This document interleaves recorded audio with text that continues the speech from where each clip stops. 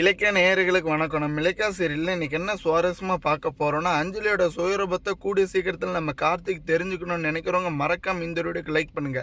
இந்த பைரவி அஞ்சலியும் சேர்ந்து நம்ம இலக்கியாவுக்கு இவ்வளோ பெரிய சதி திட்டத்தை போடுவாங்கன்னு கொஞ்சம் கூட எதிர்பார்க்கலைங்க. ஏன்னா வரப்போகிற 16ஆம் தேதி நம்ம கௌதமும் நம்ம இலக்கியாவும் அந்த புது ப்ராஜெக்டில் அக்ரிமெண்ட்டில் கையெழுத்து போட போகிறாங்க.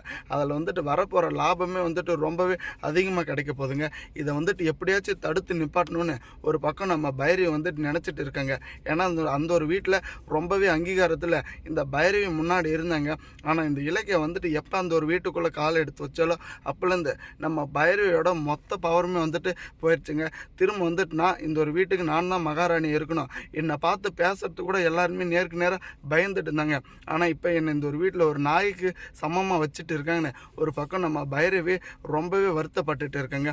ஆனால் கூடிய சீக்கிரத்தில் இந்த எஸ்எஸ்கே ஜெயிலுக்குள்ளே போயிருக்கானே, கண்டிப்பாக அவன் திருந்து தான் வருவானா அப்படின்னு நம்ம ஜானகியும் நம்ம இலக்கியாவும் நினச்சிட்டு இருக்காங்க. ஆனால் அது இந்த ஒரு ஜென்மத்தில் நடக்க போகிறது கிடையாதுங்க. ஏன்னா இந்த எஸ்எஸ்கே ஆல்ரெடி முன்னாடியே கோர்ட்டில் நான் இதுக்கும் எனக்கும் சம்மந்தமே கிடையாது அப்படின்ற மாதிரி சொல்லிட்டு ஜெயிலுக்குள்ளே போயிட்டாங்க. ஆனால் இருந்தாலும் இப்போ நம்ம தக்ஷாசினி பழிக்கு பழி இந்த இலக்கியாவை நான் வாங்கியே தருவேன். இலக்கியாவும் கௌதமும் உங்களை எல்லார் மத்தியில் அவமானப்படுத்திட்டாங்கல்ல, அதுக்கு கண்டிப்பாக தண்டனை அனுபவிச்சே தீரணும். வரப்போகிற 16ஆம் தேதி அந்த ஒரு டாக்குமெண்ட்டில் அவங்க எப்படி கையெழுத்து போட்டுறாங்களோ பாருங்கள். கண்டிப்பாக அதை தடுக்கிறதுக்கு நான் ஒரு நல்ல பிளான் வச்சுட்டு இருக்குன்னு நம்ம தக்ஷாசினி இந்த எஸ்எஸ்கே கிட்ட அவ்வளோ உரிமையோடு சொல்லிட்டு இருக்காங்க. ஆனால் கண்டிப்பாக வரப்போகிற எபிசோடில் பார்த்தீங்களான்னு இந்த தக்ஷாசினியாக இருக்கட்டும், இந்த பைரவியாக இருக்கட்டும், நம்ம கௌதம் முன்னாடி தோற்று போக போகிறாங்க.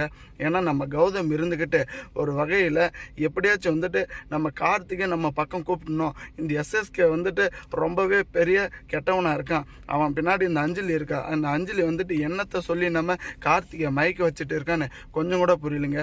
ஏன்னா இப்போ வரைக்குமே நம்ம கார்த்திக் இந்த கௌதம் மேலே பயங்கர கோபம். நீ இந்த ஒரு வீட்டுக்கு எதுக்கு கூப்பிட்றேன்னு எனக்கு எல்லாம் தெரியும். ஏன்னா அந்த ஒரு வீட்டில் மொத்த சொத்து பற்றி நீ நான் அந்த ஒரு வீட்டுக்கு வந்துட்டா நீ உரிமை கொண்டாடலாம் நான் எதிர்பார்த்துட்டு இருக்க. கண்டிப்பாக நான் இதுக்கு ஒரு பக்கமாக நான் சம்மதிக்க மாட்டேன்னு ஒரு பக்கம் நம்ம கார்த்திகை சொல்லிட்டு இருக்காங்க. ஆனால் இந்த கார்த்திகையோட மரமண்டைக்கு ஏறலைங்க. நம்ம கௌதமுக்கும் இலக்கியாவுக்கும் நம்ம கார்த்திகையோட ஒரு சொட்டு கூட அந்த ஒரு சொத்து மதிப்பு தேவையில்ல. நீ ஒழுங்காக திரிஞ்சு வந்தாலே போதும், நீ கரெக்டாக பொண்டாட்டி பேச்சை கேட்காம இருந்தால் போதும் அப்படின்னு தாங்க நம்ம கௌதமும் எதிர்பார்த்துட்டு இருக்காங்க. தேங்க்ஸ் ஃபார் வாட்சிங். இலக்கிய நேயர்களுக்கு மறக்காம உங்கள் கருத்துக்களை கமெண்ட் பண்ணுங்கள்.